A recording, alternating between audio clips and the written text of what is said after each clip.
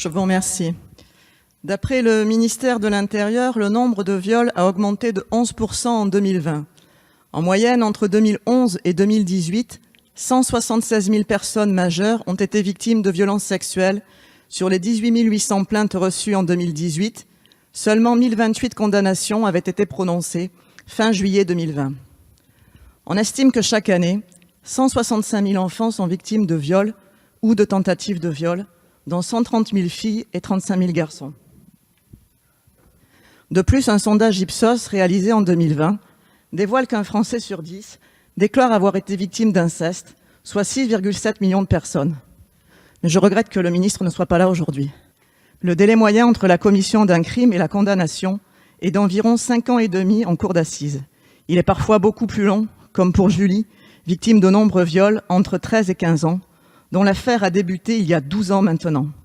D'abord instruit en cour d'assises pour viol sur mineur, les faits ont été requalifiés par le juge d'instruction en atteinte sexuelle en 2019, ce qui réduit de moitié la peine encourue par 3 de ses agresseurs poursuivis et sous-entend un consentement de sa part.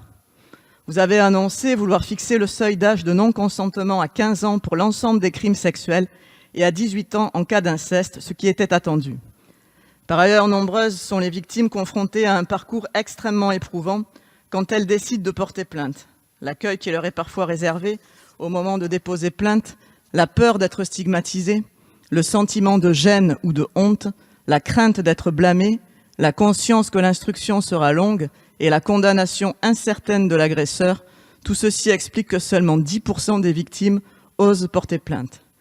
Une étude menée en 2016 par l'association Mémoire traumatique et victimologie met en exergue la culture du viol.